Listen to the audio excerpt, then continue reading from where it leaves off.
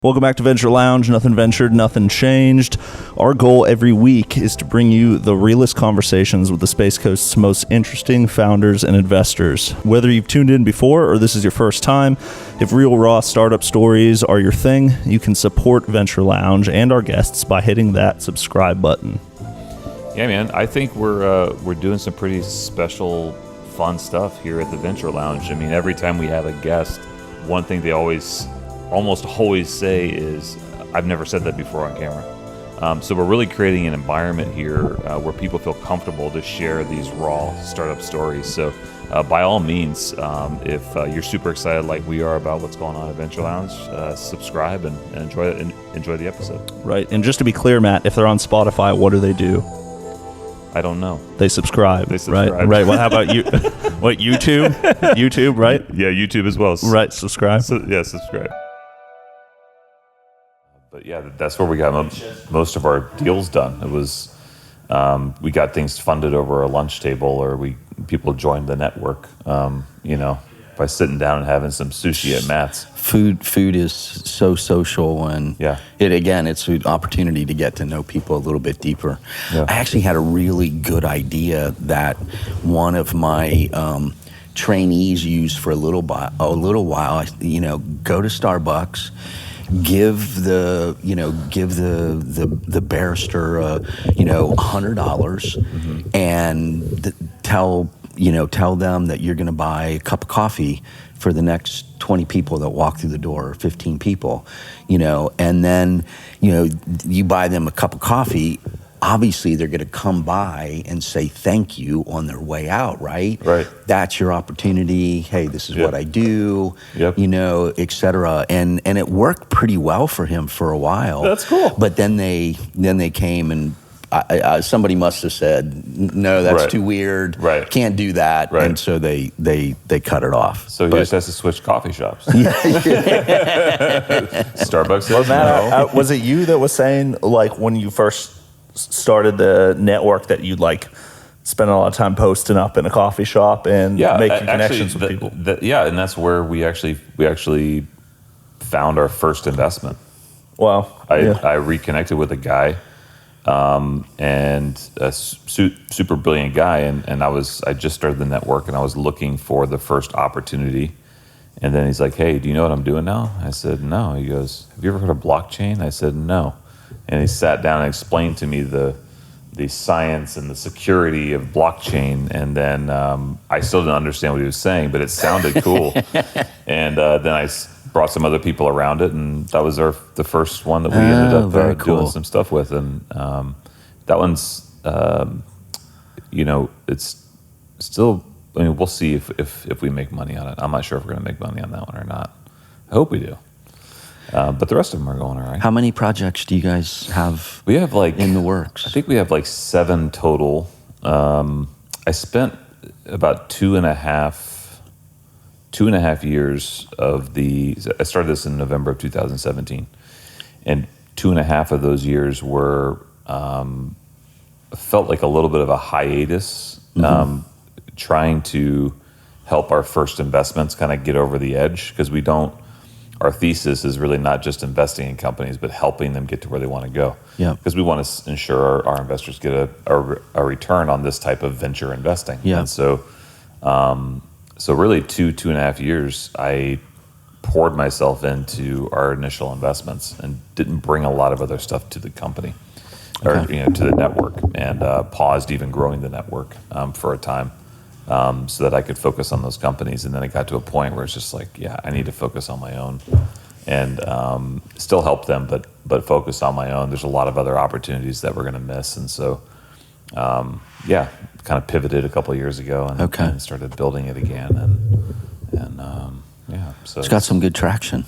Yeah, it seems like it. Yeah, it does. It does. And we have a long way to go. I mean, our plans to be in the community doing this for the next 20, 30 years. So, you really, it's baby steps to get there. And whenever you're trying to build a legacy, it doesn't happen overnight. Right. If it was that easy, I mean, everybody would be doing it. Right. Right. So our why is good. We love people. We want to do right by people and right by the community. Our how is getting better and better, and the what's getting better and better. We're seeing a lot of really neat deals. I was going to ask you. I mean, what's Brevard County like for that? I mean, we're not this big metropolis, right? No. But yet, I mean, we do have some high tech stuff, and a lot of people get tired of working for those big, Fortune 500 companies, and they say, "I want to go do my own deal." Right. So, is the deal flow okay, decent? There really is a decent amount of deal flow that comes through Brevard, and whether it's born here, or whether it's coming here from Orlando or from South Florida, we do have a nice kind of essential spot where that stuff can come. The thing that we have to, if we really want to continue to see good deal flow and good opportunities for this type of investing, this type of venture investing, there's a couple things you have to really get good at in a community. So not one organization is going to solve this. So I mean, Groundswell's done amazing work, but Groundswell can't alone solve this. Yeah.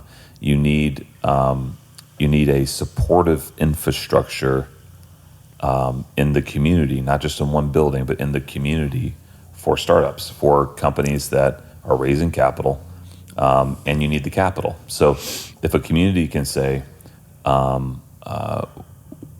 we have all this infrastructure, right? So we have branding and marketing, and we have industrial design, and we have packaging, and we have manufacturing, and we have A, B, C, D, E, and F, trademark and IP, and you name it. Oh, and by the way, we have 150 local angel investors who are active, who want to see the right things, participate in the right things, and help the right things grow.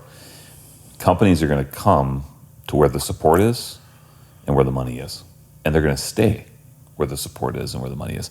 So the way to attract these companies out in Silicon Valley and Boston and Austin and all these other places, it's to create that support and stability within a given community, and make sure when you find the right thing, that you can help actually get it funded. Yeah. And you start developing a reputation for that, and it's turning the faucet on. I mean, people will continue to come and I mean, quite frankly, local people with great ideas will feel like, you know what, I think I could venture out because I won't be alone. Yeah. There's a whole community here that will come around me if it's a good idea. Yeah. If I'm the right person, I have the right idea, it's got the right potential, they can help me with my processes, and we can. Yeah. Does the network? Do you feel like you have a sweet spot? Somewhere in that process. So I'd love to say that we have a sweet spot in that process from a hey, this is exactly the kind of company or technology that we look for and stuff like that. But the problem is Brevard is so diverse. Our investors are so diverse, and the opportunities are so diverse. It's hard to say, oh, we've narrowed it down to this. What we're good at is gathering people to help the companies and gathering people to fund companies. That's what we're really good at. We're good at the support, we're good at the funding, and we're good at the community part. Okay. So if it's a good idea, if it's the right person, right product, we'll help them with their processes. If it's good potential, good, nice return for the community from an economic perspective, to our investors from an investment perspective, and to the people that are putting their own lives at risk and their livelihoods at risk to go in to do the venture. If there's a potential great return for them, we want to think about the founders as well and make sure they're not spinning their wheels, wasting their time. So if it's a yes on all those, then I mean, then we want to move forward and we want to help it grow. But enough about legacy. No, it's great. This is wonderful. I mean, it's obviously it's been a missing piece, in Brevard for a long time. Yeah. Groundswell was a missing piece. So, like you said, that community, hopefully, continues to build and just gets better. Yeah. Right. Yeah. And you need. I mean, here's the thing. Like with what you guys do over at Raymond James, like we don't want to manage people's money. Like, that's not what we do. Yeah. Like, they need a stabilizing, strong portfolio, which is not what we do. Yeah. But I mean, we're not hedge fund people.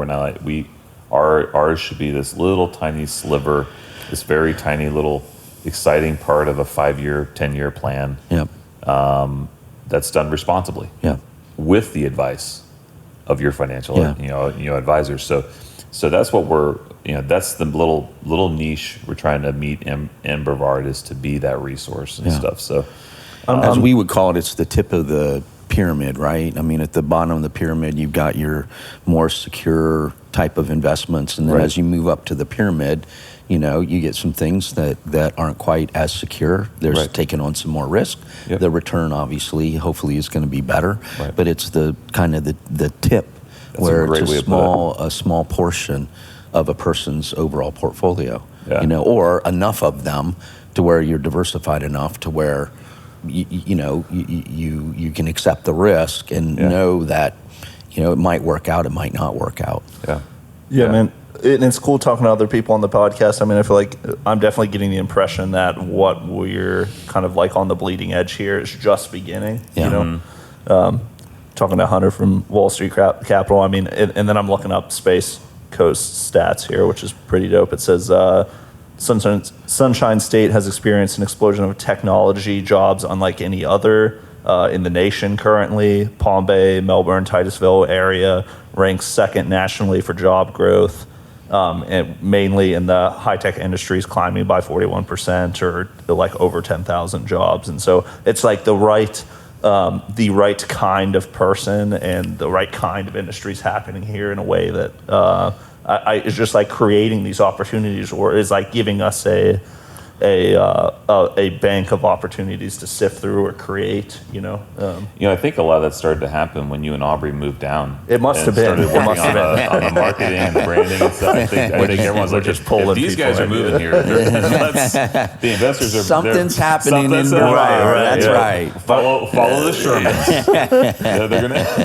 But it's just one of the. I mean, I really like the sentiment. Hey, we may not be like Miami or Orlando or something yet. But the trajectory is there, to be the first people to these opportunities, And I think the trajectory is there because the support is here. There is a collective, right? So if you find something really, really cool it's got to be the right person, right? So you find the right people, you find the right product, the whole thing. But everything a company could possibly need to thrive, by and large, it does exist here in Brevard. So if what Legacy tries to do, I almost sometimes want to take Angel out of it and just call it Legacy Network. We are a true network. We try and pull all those resources together around those entities, and that's really what helps these companies is, let's look at the holes. I'm not going to solve all those problems. I'm the least intelligent guy in most rooms. I can identify what these holes are with the help of other people, and then we put our heads together and we say, okay, what companies exist in this community that could solve that? It's got to be interesting too, because I think a lot of people, when they start their own businesses, they think IPO, right? Yep. It's like, hey, I want to go public, but you guys are better than anybody can say the vast majority of companies will never get to that stage. Right. But there's a huge need for things like the network, because you've got these huge companies that all the big investment banks are chasing, but then you've got probably so many deals that are smaller in the space that they don't need to do that. They just need a little financial help, along the way. So it's got to be super exciting to. It really is kind of cool, and something I've noticed. I spent a little time up in New York last year, maybe too much time, but something I found out while I was up there is that these big Alex Brown, Raymond James guys, Paulsons, they like having almost like a peripheral level, like to kind of know what's happening over here. So they like to be exposed to things they can't fund because they're too small, and they put that in a little file box, like they might get it one day. And then so they really are looking for, and I've experienced this because we have these relationships now with these groups. They look for some of these strategic relationships that other people will manage for them, so that there's a pipeline at some point. That's so right. There's a nice pipeline to where it's like, okay, yeah, we trust that little legacy group over there, that we know what their process is. Hey, when you see something that's interesting, just introduce us to it. It doesn't mean we're going to fund it, but just, and then if this is the relationship I have with Alex Brown, if they have something that's too small, there's a couple of folks involved with them that know us, and they'll send us a referral. Absolutely. And they'll say, hey, Matt, if you guys work with them and they get to where we send them back up our way. And so there are those types of strategic relationships that kind of happen behind the scenes, because on the day-to-day, they don't have time to look at the stuff that we do. They just don't. And so if you can create those unique relationships, often, I believe that they're going to pay out in the future. But enough about us. Welcome back to Venture Lounge, everyone.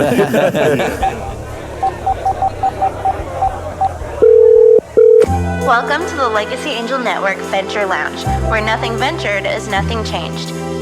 For Matt Homentaler, press 1. For member services, press 2. For real raw startup stories, press 3. For all other questions or concerns, please wait on the line in our Good evening, everyone. I'm Matt Helmenthaler, and you're listening to Venture Lounge, after-hour conversations with founders and investors.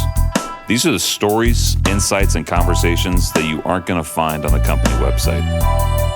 Because the real lessons you learn in the startup world, the risks you take as an entrepreneur, the highs and the lows, the moments in your journey when no one else believes in you right before you break through, those are the moments that you just have to hear for yourself. So grab a drink and listen in to the men and women who are changing the world. Welcome to the Venture Lounge. Nothing ventured, nothing changed. I'm Connor Sherman, creative director here at Legacy Angel Network, and I'm joined on the couch today by our co-founder and co-host, Matt Homentaler. What's up, man? Hello. Who we got with us? So we have Mr. Brent Peoples here. We met at, I believe, is that JA is where we met. I think so. Yeah. I think that's where. Or at one of the chamber events, maybe way back. One of them. Yeah. And then, honestly, so what I look for people that I personally like to go down a path with is just people of good reputation, people that care about the community, care about others. Are making impact or have made significant impact by how they treat others, the services that they provide out to other people. Brent has a phenomenal reputation in Brevard. You just do. Oh, thank you. No, you absolutely awesome. do, man. I mean, across the board. And don't get me wrong. I mean, I didn't take a survey, or go. I didn't go and, I didn't grab the white pages and say, hey, have you ever met with Brent? It means somebody voted against me. We can't show you the data, Brent. No, it's very top secret. But yeah, no. I mean, people speak well of you. Thank you. People who are your clients swear by you. And of course, Cherie is one of our members. Yep. Yeah, and she thinks the absolute world of you. And then I, really got to know you a little bit better, honestly, at the JA event that was at the Shaw's house. Okay. Where you guys were kind of announced being inducted into the JA Hall of Fame, and they started reading off, all these cool things that you've been able to accomplish, you and your team over the years, and I was just blown away. I was absolutely blown away. I'm like, that's a guy we got to have on our podcast. It's a long introduction, awesome. But awesome. Thank you. But welcome, man. Thank you. Yeah, it's thanks great for to joining be here. us, Brent. This is fantastic. Yeah, really cool. So, Give us your background, man. Give us like your so and when I say background, I'm talking like the days of when you were just humble little Brent. Where'd you grow up? Talk about that and all that fun stuff. I grew up Loudonville, Ohio. Population 2,500. Hey, shout out Ohio, man. I'm middle of nowhere. Ohio. Yeah, halfway between Cleveland and Columbus. Yeah. And, it was small town USA. I mean, it was a phenomenal, childhood growing up. My dad was the local pharmacist. My uncle was the local police chief. So, everybody knew everybody in this, small town. And was it Mayberry-esque? Yeah, without a doubt. Yeah. Wow. And we actually lived in the apartment above the drugstore. So I grew up so cool. That is downtown, cool, Many of my friends are farmers or were farmers, and so just, it was a wonderful childhood, but it was a working childhood too. I mean, not that I went to work every day and did that, but my dad put me to work, me and my brother to work pretty much from the very beginning, working in the drugstore, doing various things. My first job got paid $6.40 a week to vacuum one of us vacuumed the store, and the other one was in charge of taking out the trash and the boxes and stuff like that, and in addition to stocking the shelves. Oh, wow. So so he put us to work pretty early on. Oh my goodness. That's all those awesome. little like rural Ohio towns. I mean, they feel like different planets, because it's like so. We're from Portsmouth, Ohio. Yeah. My wife and I. Okay. Yeah. So even there, where it's like so rural in between the little towns, or like it takes you 20 minutes to get to Menford, and it's like there's 10 miles of woods between Portsmouth and Menford. They all feel like their own little ecosystems. No question. Yeah. I feel like for the we need to preface too for the millennials and the Gen Zers, Mayberry is a reference to the Andy Griffith Show. Yeah. Oh, that is funny that you say that. I've heard multiple people describe the town that they're from, like little towns like that, as Mayberry. They are really. It's a unique way to grow up. It's a unique way to grow up. I mean, listen, in the summertime, we left the house at 9 o'clock in the morning, and as long as we were back home at the dinner table by 6 when my dad got off work, we were golden. That's awesome. I mean, my parents had no clue where we were. Yeah. Had no idea what we were doing. No cell phones, obviously, back then. So we just got on our bikes and we took off and explored. Yeah, and there's did not whatever. enough of that today. Am I right? Yeah, I mean, you can't nowadays. It's a little different now. What is that? So statistically, you can't, or what is the mentality that's changed? You know what I'm saying? It just doesn't feel as, I don't know. It doesn't feel as safe, but I don't know if that's I don't know if that's a factual thing or if it's because my mom used to do. I mean, she'd be like, "You guys just need to get out of the house, and I don't want to see you till dinner." You know what I mean? Like. Well, yeah, it's and it was because you guys were eating look at the size of you. Right. You guys are probably eating everything. Like, she's buying 2 gallons of milk a day. It's like out of control. We always, we got money to go eat at the Dairy Queen on the corner, nice. For lunch most of the time. And what was the name of your hometown again? Loudonville. Okay. Did they have like a classic burger spot or like a spot that it's known for? Like, what's it known for? I mean, it was known for, speaking of inventors, known as the home of Charles Kettering. Charles Kettering, AC Delco, Kettering Sloan Hospitals, the electric starter on cars. I think he had something to do with Freon. Oh my gosh. The AC system. So that's where he was born and raised on a farm in Loudonville. So that's what Loudonville was known as. And canoes. Yeah, the Mohican River runs through Loudonville. And so after, I got all grown up and got into high school and in college a little bit, I went to work at a canoe livery. So during the summers, people from Cleveland and Columbus would come to get away out of the city, and they would get in a canoe, and they would go 4 or 8 miles down the river in a canoe, and we would pick them up 4 or 8 miles down and bring them back. So in the summertime, the Mohican State Park is nearby, so there was a lot of camping, a lot of canoeing, kind of a summer playground for people wanting to get out of the city. That's awesome. Yeah. That's cool. Great place to grow up. Yeah. And so you had a brother. Did you have any other siblings? Nope, just one older brother. Oh. Yeah. It was fun. I looked like I was 12 when I went to work for the canoe livery. So I would get in this van, I still look like, and it was a double wide, or not a double wide van, but it was an extended van that could hold like 16 people.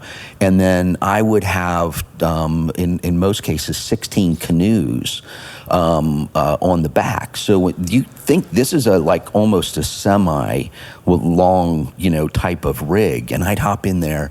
I looked like 12, and the van would be packed, and I would say, "Hey, listen, has anybody got a driver's license in here?" And they'd say, "Yeah, I do." I was like, "Okay, well, good, because all I've got is my permit."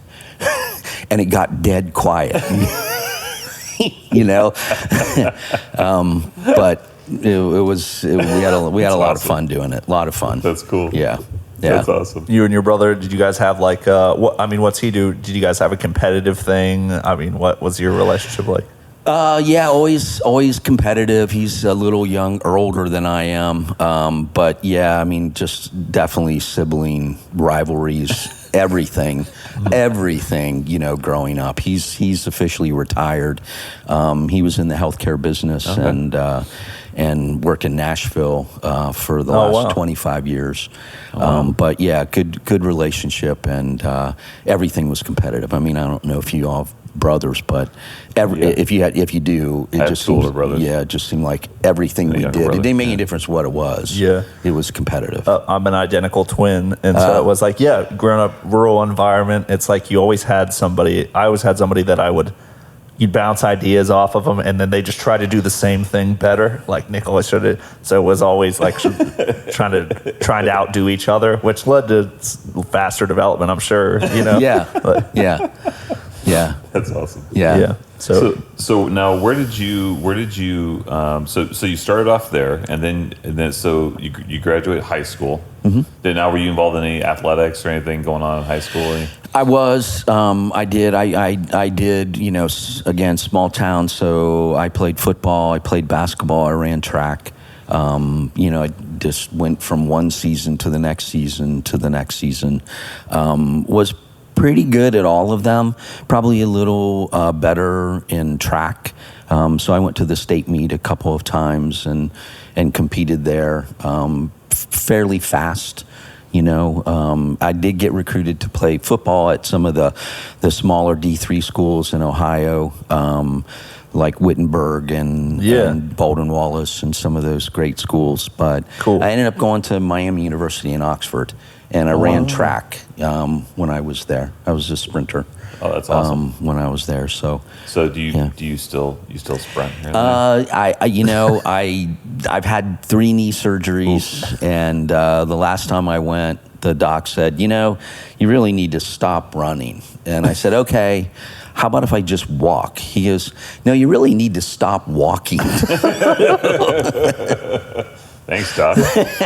Hey, honey, you're going to be pushing me around for a bit. So that was about 2 years ago. So I'm still struggling it's been busy anyways. But yeah, so I have do a little Peloton every once in a while, and I still get off and get out and walk every once in a while too. So yeah, I know I don't need a doc to tell me. I need a doc to perform it, but I definitely need knee surgeries. Yeah. There's just no ifs or buts about it. Yeah. I played a lot of basketball. That was my little claim to whatever. Makes sense. Yeah, but so you go to college. Did you meet your wife in college? No, actually, my first wife I met in high school. We were high school sweethearts. Oh, okay. Oh, wow. Yeah, she was a freshman, I was a sophomore, and we dated for 10 years. Oh, wow. And then we're married for 20 years. Oh, wow. And so, all through high school pretty much, and all through college pretty much. And we had a couple of kids in Melbourne Beach, raised them in Melbourne Beach, and we kind of looked at each other part of the way through and said, we're like brother and sister in the same house. So that ended up not working long term anyways, but she's a great person. She's still local. Awesome. Great mom.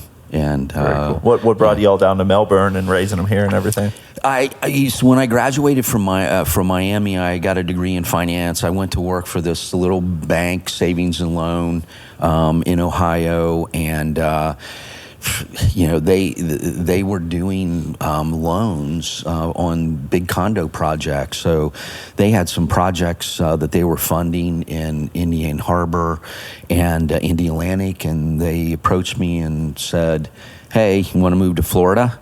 And so I said, "Okay." Doesn't snow, you know. And so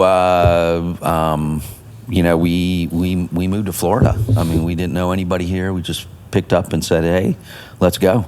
So that's been 1985. Wow. So yeah,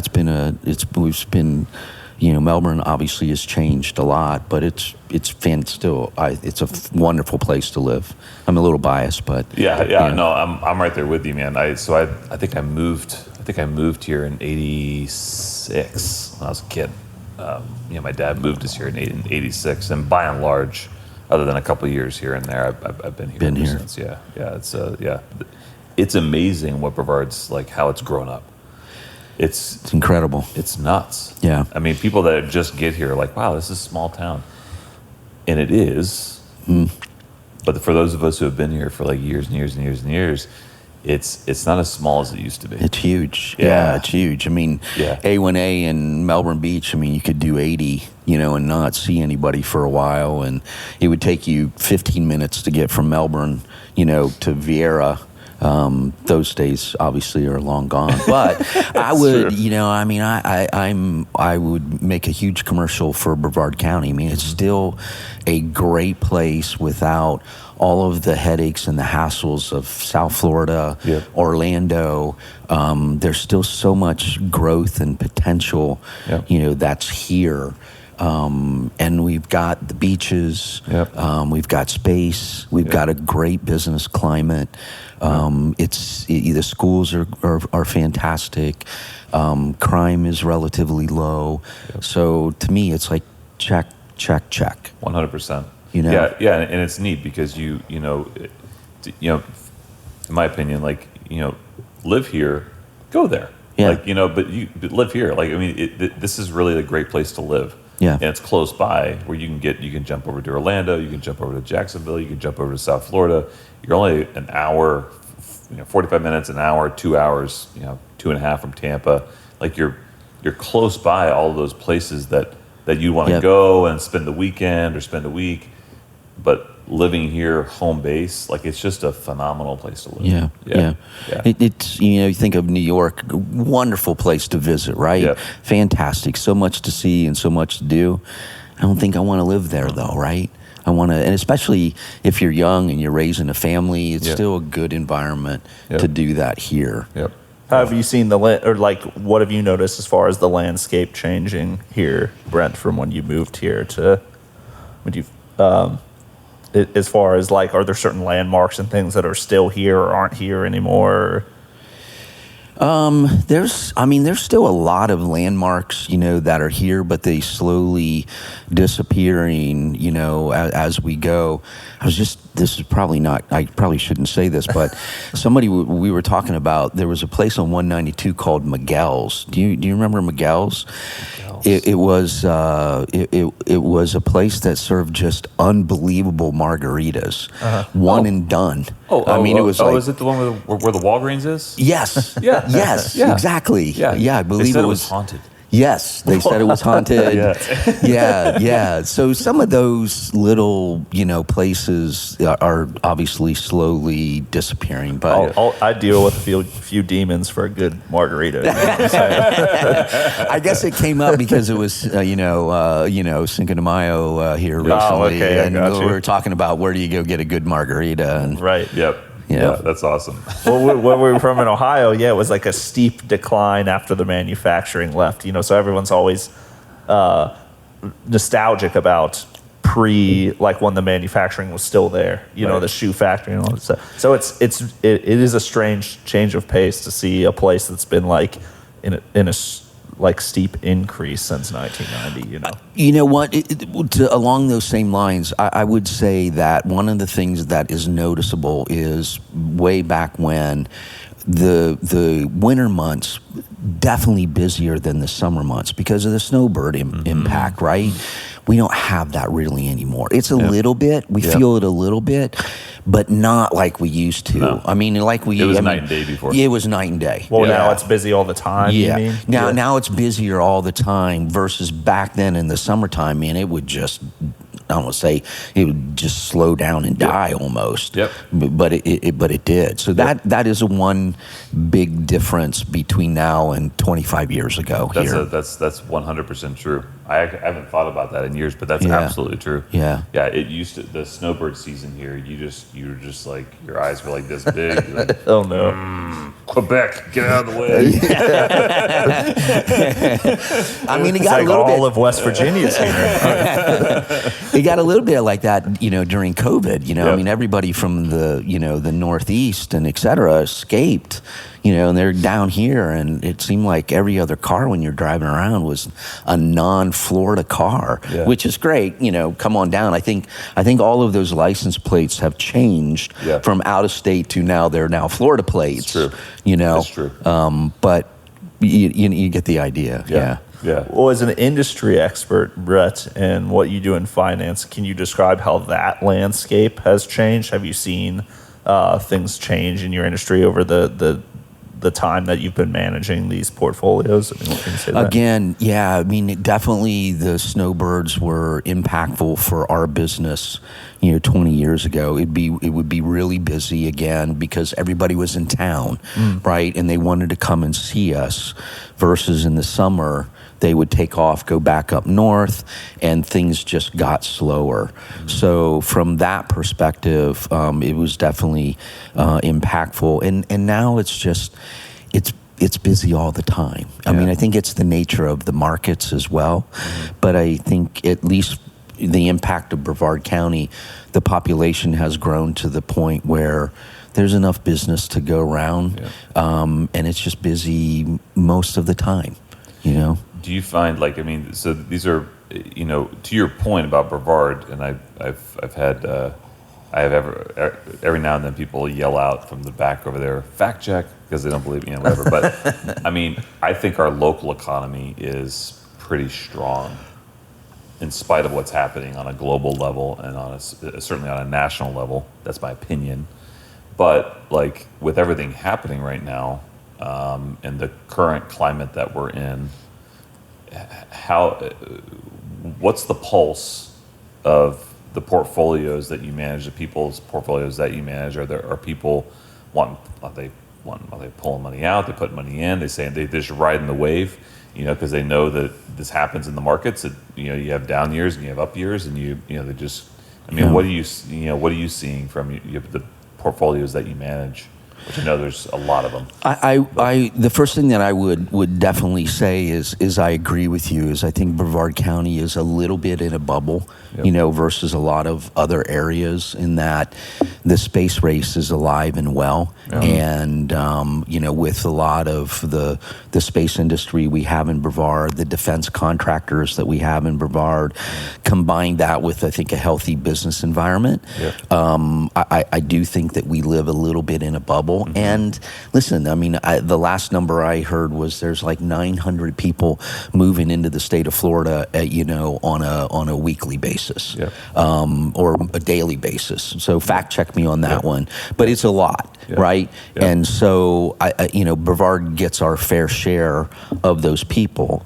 So I would agree with you. I think we do live in a little bit in a bubble.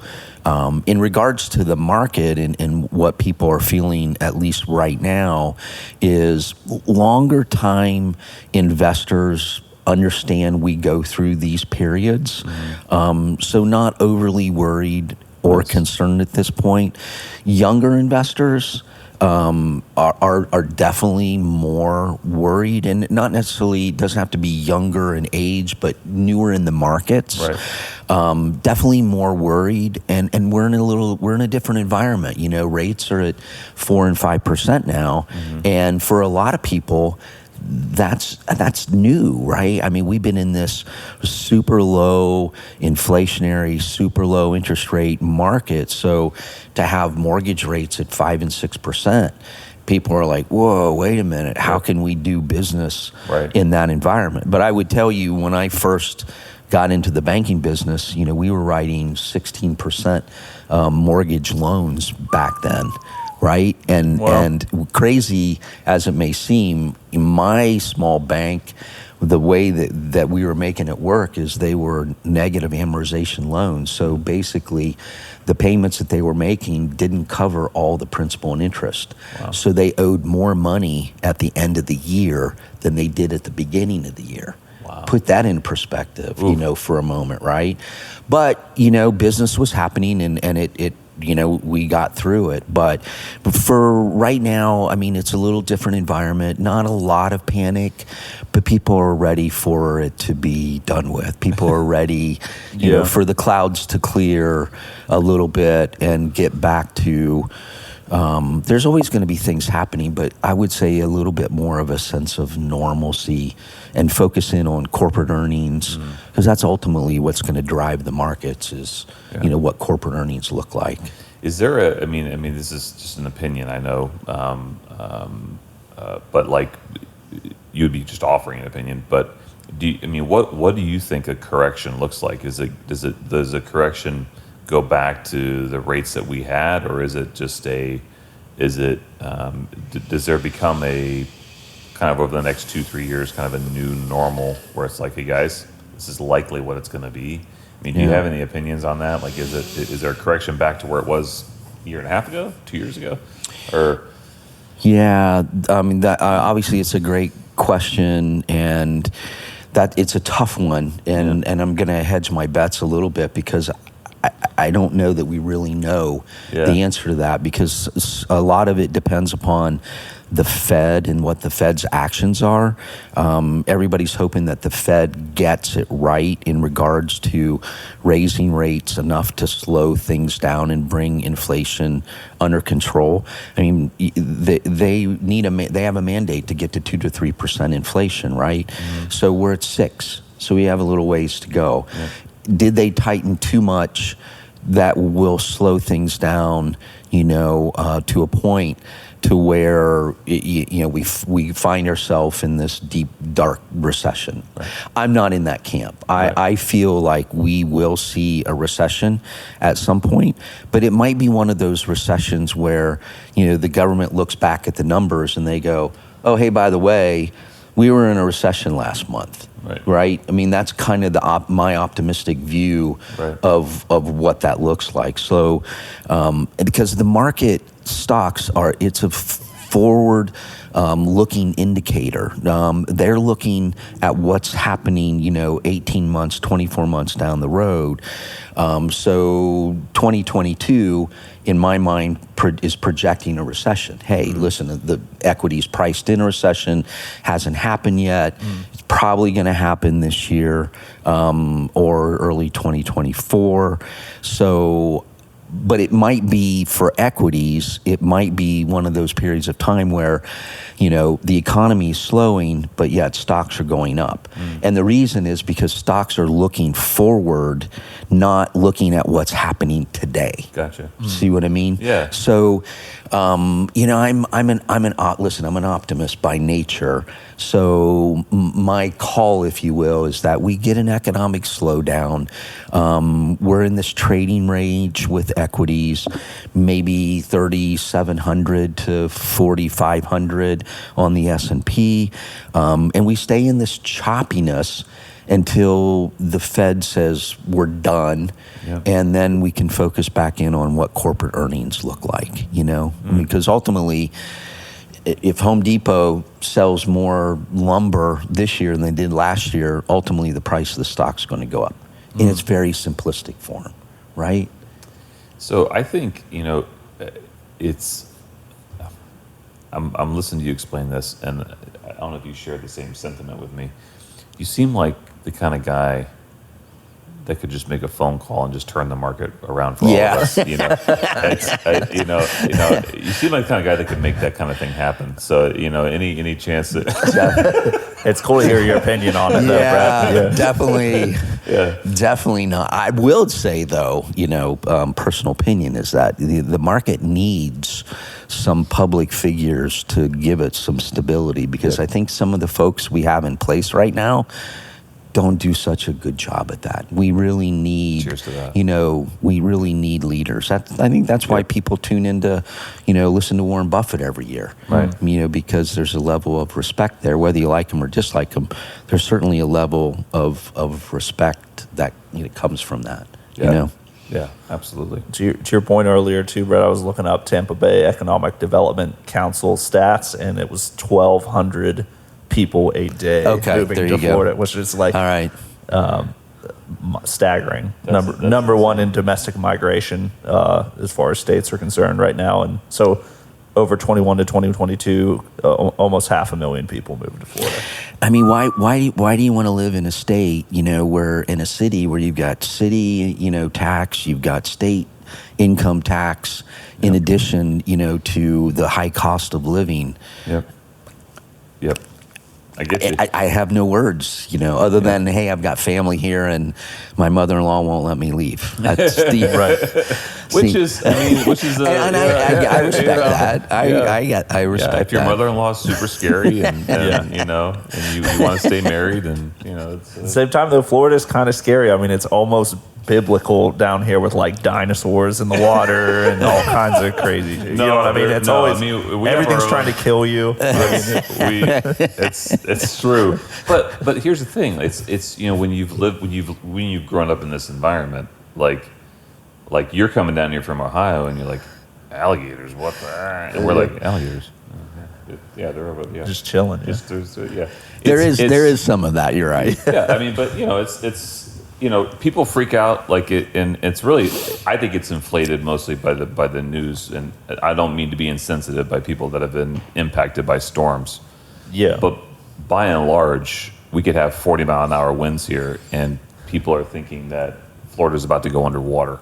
Yeah. And it's a resilient part of the coast. I mean, the people are resilient. When catastrophic things take place, the community comes around and helps people and helps everybody. And but again, to your point about the Brevard bubble, we've never really had. Yeah, let's do that. We've never really had a major impact from storms here in Brevard. And I was Scott said something that was about is it the way the coast is shaped or something there's some kind of space center here because of that reason, but I don't. Yeah. How do you even know? I don't know. I'm not smart enough to know why. Right. But I mean, I lived here for a long time. There's a few years back in the early part of the 2000s where we had back-to-back hurricanes, which was not fun. I mean, there was blue tarps everywhere. Yeah. But by and large, it was mostly just blue tarps everywhere. Yeah. It wasn't. Yeah. It was great for the roofing industry. Yeah, we definitely have been very fortunate, so far. Been skirted a few times, but hey, listen, they give us plenty of warning to get out of Dodge, right? It's like, hey, I mean, it's at least a solid week, of scaring the heck out of us. Yeah, it's true. To get out of town before this thing comes. So, well, before the first hurricane that we had last year, it was like the hurricane was coming Thursday, and on Wednesday night, I was like, better go get a propane tank. It'll be the Ohio guy. Didn't work out, man. I think statistically, you're more likely, in my opinion, again, my opinions are not facts, I get it, but I think statistically you're more likely to get injured on the way out of town than you are just to stay. It's probably true. Put.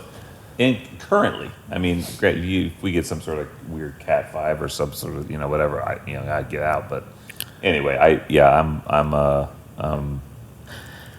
the thing with building codes now too, I mean, they've improved so dramatically in the last 20 years that I'm not saying that everything is, hurricane, resistant, but I think that things have gotten so much better, that it's a lot safer to stick around if that's something that you choose to do. But if it's a Cat 5, I'm leaving town. Yeah, peace I'm out. I'm out. Yep. I'm definitely out. Absolutely. Yeah. Absolutely. Other than hurricanes, Brett, do you have memorable moments in your professional career that I mean, we always ask people about like scrappy startup stories. Like what is Brett's most visceral memory about doing what you do, man? I mean, the first few years were just working it, right? I mean, a lot of long hours, a lot of weekends.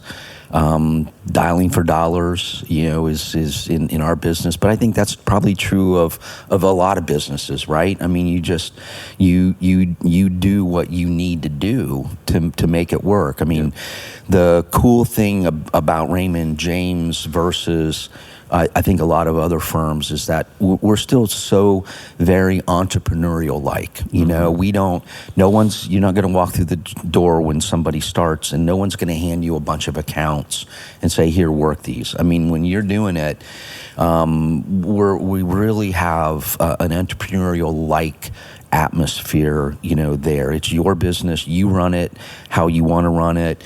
You can brand it how you want to brand it. It's your business. The firm puts in writing, it's your business. So if somebody says, I don't want to be at Raymond James anymore and I want to go down the street, Raymond James is not going to fight you, to keep your account. So it's truly your business. And I mean, the big thing is just turning over lots of rocks, I mean, just seeing what was out there. I say it's a contact sport.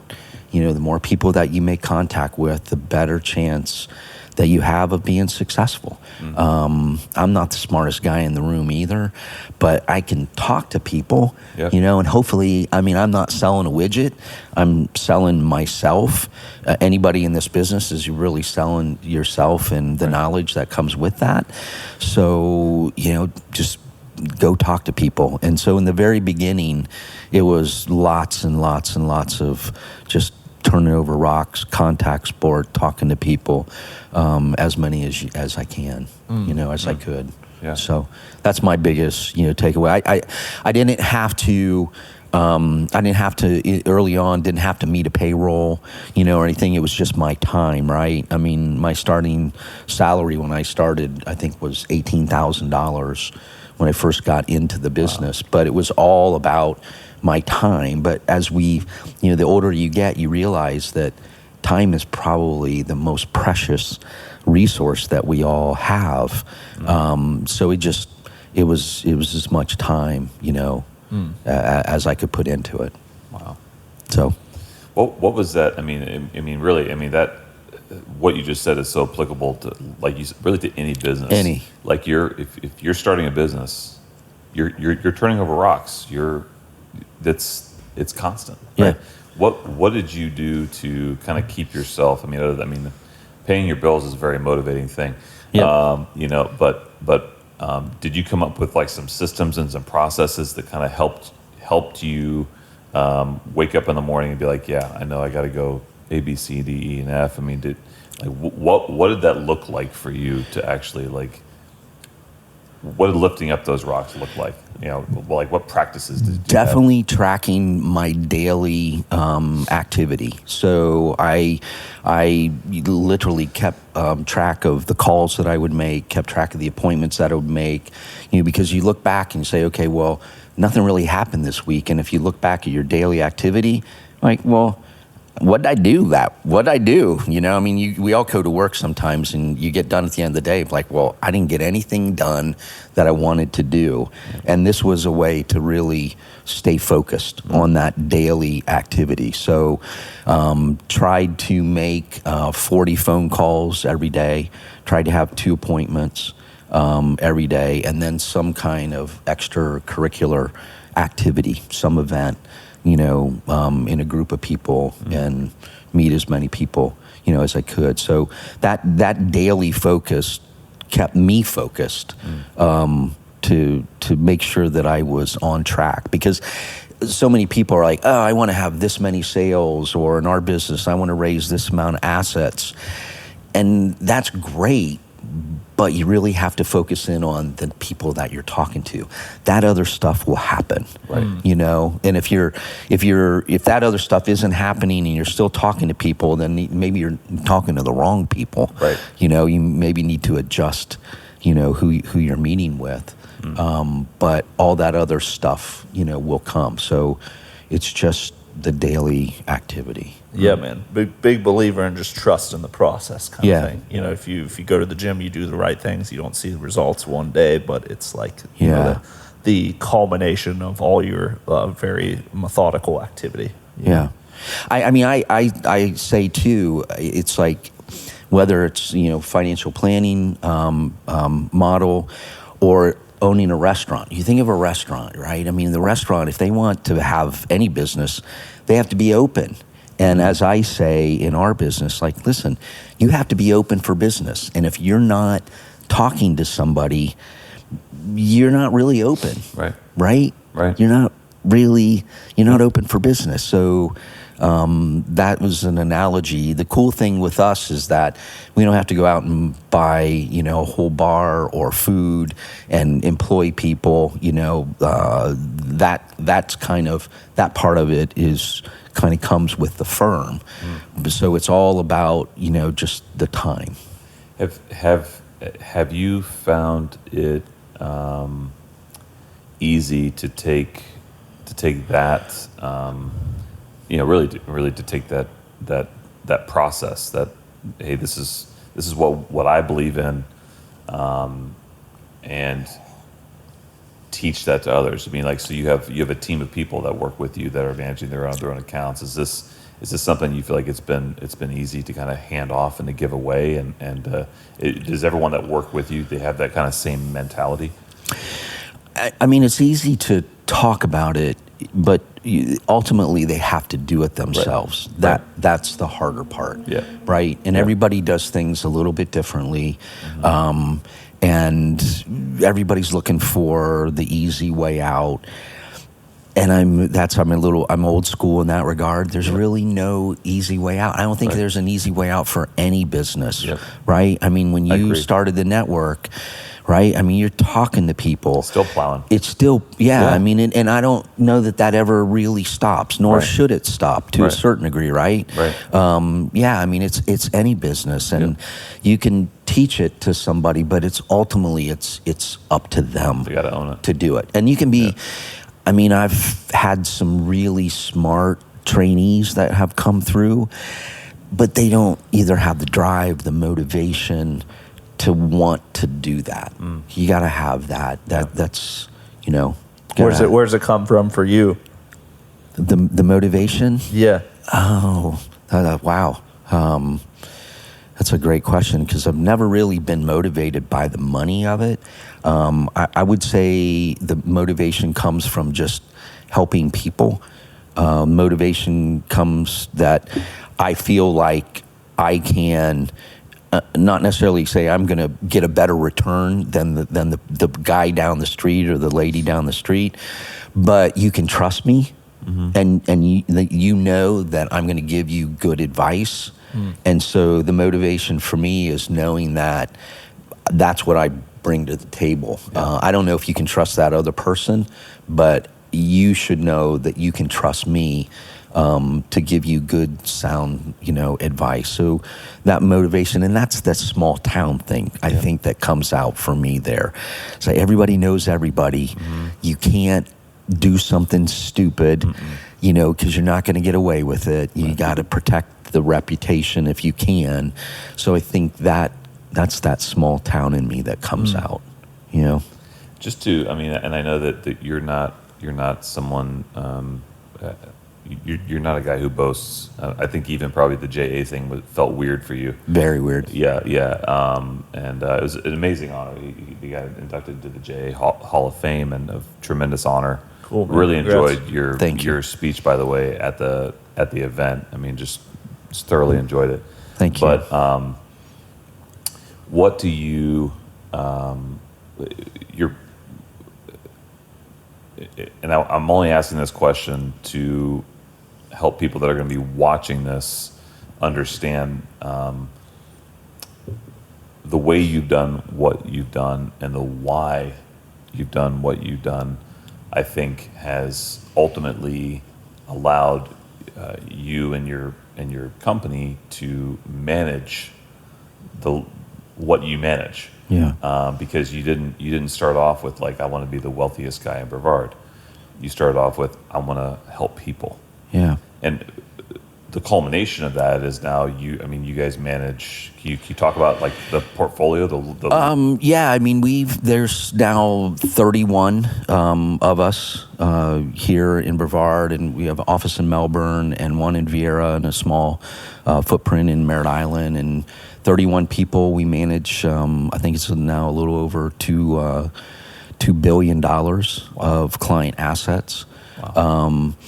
And it's a big responsibility, right? People trust us, and so we've it's cool. It's really it's an honor, but it's a really cool thing to be able to do that. And I don't know that we do anything special, to be honest with you, Matt. I should probably sit here and say that we do, but I just have a feeling if your clients were sitting here, they would say something different. Yeah, maybe. But listen, the staff of people that we've got are fantastic. They're extremely knowledgeable. Yeah. They're great at what they do.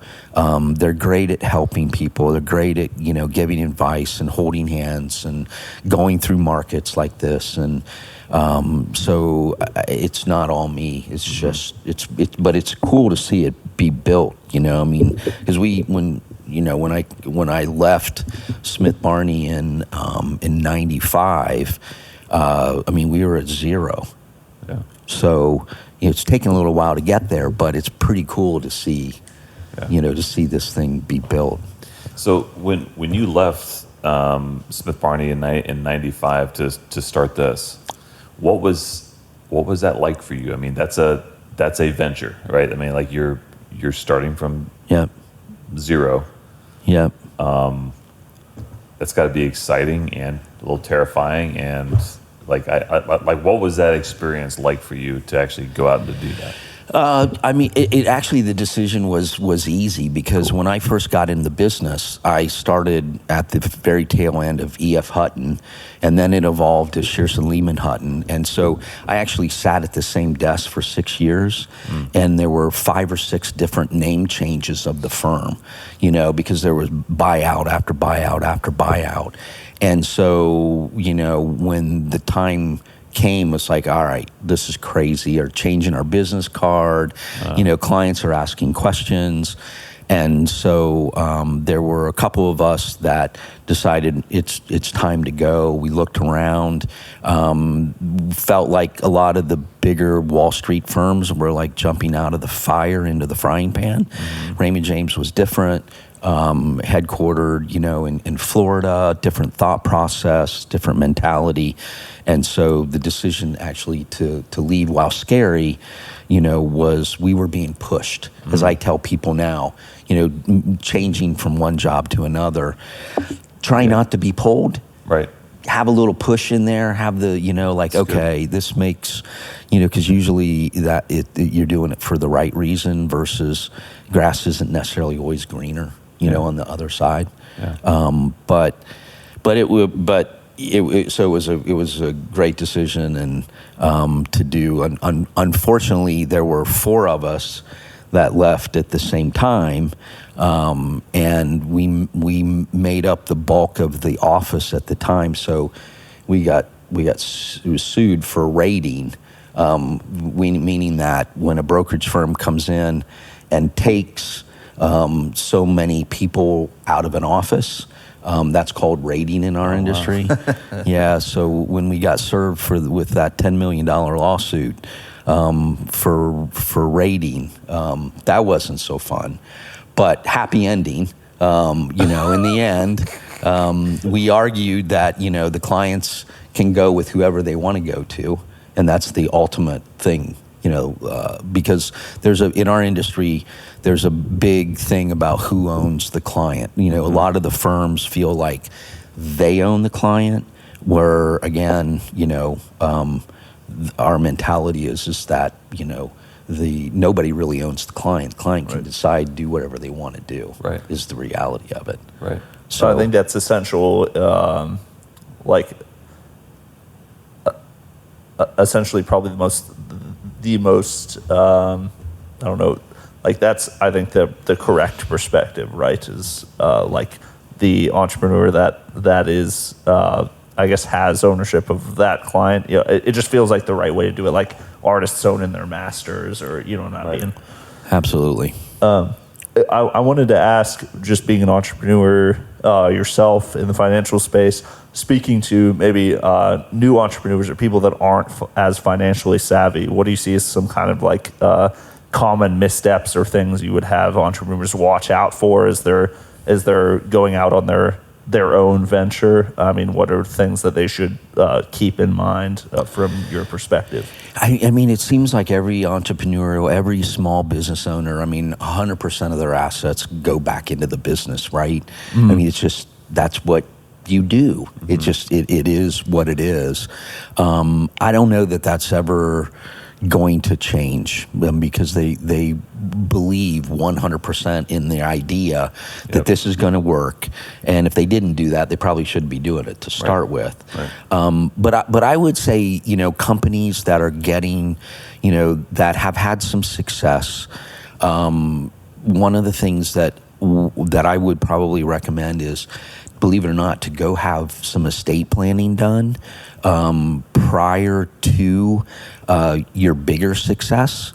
Because a lot of times when it comes to companies' valuations, if you can value it, here versus here, you can escape some potential future estate taxes. Oh, wow. And also, if you get a company valuation that comes in at $1 million now, but it's going to $10 million, well, put estate plan in place now so that you can potentially avoid some of those taxes. And I'm not an attorney, right? But we've definitely seen that happen where the legacy for future generations is absolutely huge. Wow. Is really huge. Oh, wow. So that would be probably one of the bigger things that we might suggest in regard to just financial planning, type of things. Cool advice. Yeah. And entrepreneurs are definitely, in a lot of cases, are riskier by nature too. Yeah. So when they come to us, they're used to taking on a lot of risk. So we have a tendency to have to dial that back a little bit, right? Yeah. It's like, hey, they want the hot stock of the day, and while sometimes that works out, we've seen over the years that typically it just doesn't. Right. So we have a tendency to dial that risk back when it comes to their own personal investments. versus being, that very risk-on mentality. See, and there's so much wisdom in that, because you need that balanced leveling thing. Entrepreneurs, and especially if you're like me, you're an ADHD entrepreneur, you need very leveling activity in your life and in your portfolio, so that you can be who you are. Yep. And then still have a future. Yep. You know what I mean? So if you have a loss over here, but you still have this nice stabling thing kind of going on over here, it's like, okay, I'm still good. My retirement's still on track. Everything is. That gives you the freedom to take more risk and to be that type of person. So I think that's wise. I'm not your typical financial planner either. I'm not the guy that's going to count the pennies and say, oh, you have a nickel, you need to move it over here and put all your money away. I'm one of those people where it's like, hey, we need to enjoy life along the way, right? It's really, really super short. So unfortunately, I've seen a lot of people that have saved a lot of money. And, when they go, the heirs get it. And in a lot of cases, it's gone in a heartbeat. When all the kids break it up, they spend it right away. And these people have saved their whole life and they didn't enjoy it really along the way. And so you'd be surprised at the number of times that I tell people, you should go take a trip and take your kids with you, when you go, because enjoy this money, right? That's cool. I'm not probably your typical guy when it says, hey, you earn an extra nickel. Well, you should save that extra nickel. It's not always my thought process. Yeah. On that note, what does Brett do for fun, man? You like to travel, golf? What keeps you going outside of your professional? Yeah, I would definitely say travel. Travel is it. I'm a pretty good golf dresser, but I'm not a good golfer. Same here. So I have great clothes. I can look. I don't even have good clubs, by the way. I'm pretty easy to sell. So like I went to go get fitted for some clubs. Like, oh, you should try this, and this. And I walk out of there. I spent a decent amount of money on these clubs, and I am terrible. They did not make me any better. They did not the nice clothes didn't make me any better. Although I do have a good time when I play golf. Of course, I know I'm terrible at it. Yeah, and I just accept it. I get invited periodically to play in some scrambles, but I think I'm the comic relief for them, because other golfers feel better golfing around me because they look at me and I can't, I've been invited to play in these little events they have around here and go do the little fundraisers and other things. But I feel like if they're playing teams and stuff, if there's something at stake, don't invite me to play golf with you. I'm going to bring down everyone's average. It's not going to be good for anybody. Yeah. Just I'll donate, but I'm not. If it's just some guys out having a good time and goofing off. That's more my speed. We do like to travel. We specific spot or anything in mind? No, I think every place is a little bit different. We a couple weeks ago we were in St. Bart. Oh, cool. Which was very cool. We had a good trip to the Greek islands a couple of years ago, and hit London over New Year's a year or so ago. So That's cool. We definitely like to get out and go. So you have a wife, you have some kids. So tell us about your family. Yeah, my wife is Deanna. Actually, she has. We've been married for a year. We actually went on our honeymoon to Fiji, nice. Which I would highly recommend if you want to know the details of that. But she actually has been working alongside of me in the practice for 18 years now. Oh, wow. Whoa. Yeah. So wow. So cool. we work together, obviously are together at home, so we like each other. It's so cool, right? That's awesome. That's great. And we have stair-step kids. Our oldest daughter is Ashley, and Ashley lives in Ohio, Salina. Oh, cool. With 2 grandkids, Piper and Noah. And then our oldest son, Logan, has a PhD in microbiology. Oh wow! And I can't even spell what that is. Then comes Aaron, who lives here in Brevard County, and then our youngest is Taylor, and he's a computer engineer with DuckDuckGo. Oh wow! In Denver. Very cool, man. Very cool. Yeah. So empty nesters. Empty nesters, definitely, Fantastic. which makes the whole traveling thing a heck of a lot easier. Yeah. Shut the door, go. We live in a condo, so it makes shutting the door and going so much easier. I also live in a condo. Yeah, I love it. Absolutely. Yeah, it's the same thing for us. Like my wife and I, we have our two little travel companions. These two little poodles, but we can pick up and essentially arrange things. But like it's way easier to get up and go now. Yeah, definitely. I was living in a house, and I was single at the time, and the boys went off to college, and I said, hey, let's try this condo living thing. And I'm really nice to. I like to think that I'm really nice to all my neighbors, but I try not to go to the HOA meetings. I've never been to one. I try, I don't really care what color they paint the lobby or any of that stuff. That sounds probably pretty bad, but no, I don't know. It doesn't. I love I really love where I live and the whole thing. We live right downtown O'Galley, so to be able to park the car and on the weekend walk up to Intra or the Cottage or FM Pizza or Salty Fox or name one of them. It's really it's become a cool environment there. That's really cool. I feel like I've been to a lot of like outdoor beer gardens, but Intro is like by far, my favorite. Seriously, around here, I would argue it's the best. Yeah, fabulous space, constantly switching what's on tap. It's like they do it really well. Yeah, it's good. Yeah, it's a good environment. It's cool. We can bring the dogs there. You bring little kids there. It's just a good, balanced, wholesome little downtown experience. Great to have seen their success. Yeah. That'd be cool to listen to those folks and see, but it's been wonderful to watch that whole thing just start in that one building and just evolve and grow. It's really cool. They've done a wonderful job. One of the companies in our portfolio is they're down in South Florida. It's South Florida. It's crap. Where is it? No, it's my gosh. Hey, Scott. Sailfish, right? Sailfish. Okay. Yeah. Hey, where's Sailfish at? Where's Sailfish Brewery at? Fort Pierce? Fort Pierce. Vero. Vero Beach. Yeah. Okay. Fort Pierce. Yeah. Fort Pierce, and the restaurant's on Vero Beach.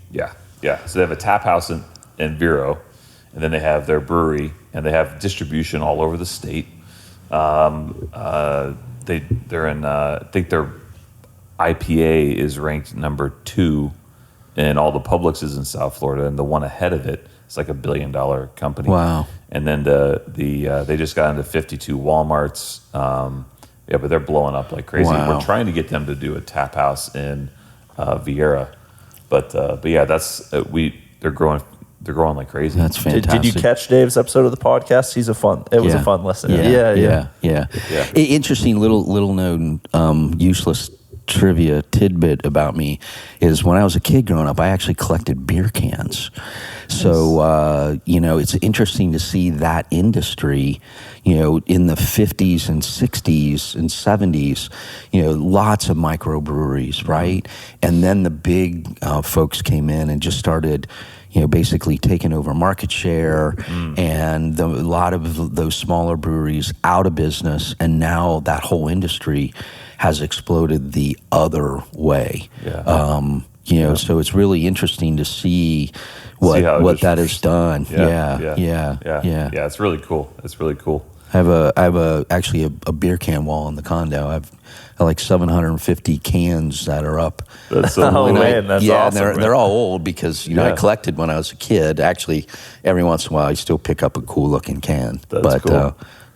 I mean, That's I got to awesome. see that. You should send us a picture. Yeah, so we can post it. please. Yeah, that would be amazing. Yeah, that would so be cool. absolutely amazing. Everybody comes in, that they come in, they look at it, it's like, oh yeah, I remember drinking that beer. Oh yeah, I drank that beer in college, especially the older people, that come in. It's a story wall. It is, and it's almost a little bit of an art wall too, because every can has a piece of art on it, really.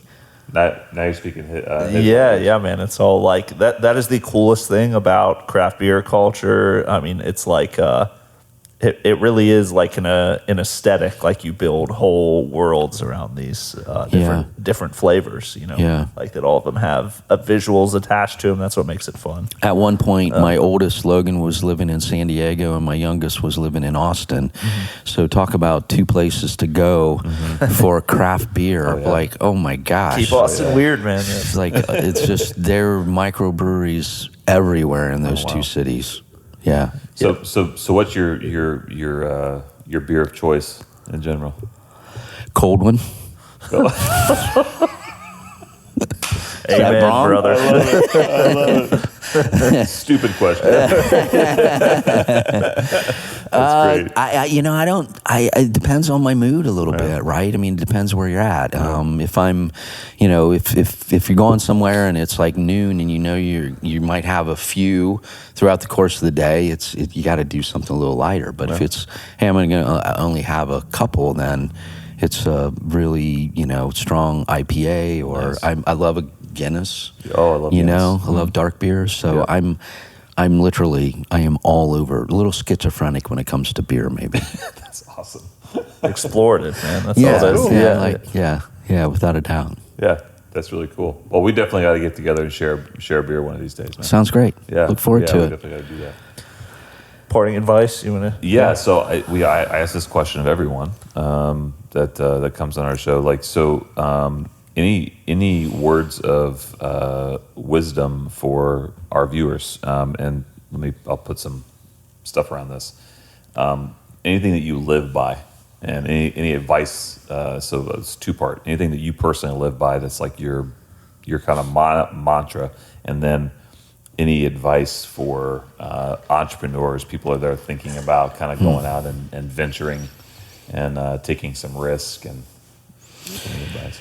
I would say a huge one for me is be optimistic.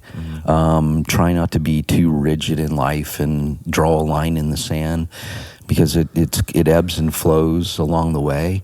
And look for, to overuse cliche, look for the silver lining in things. But I mean, be optimistic. I've made some mistakes along the way. Thank goodness so far. They haven't been, catastrophic ones, but I've tried to learn from those mistakes and not continuously repeat them.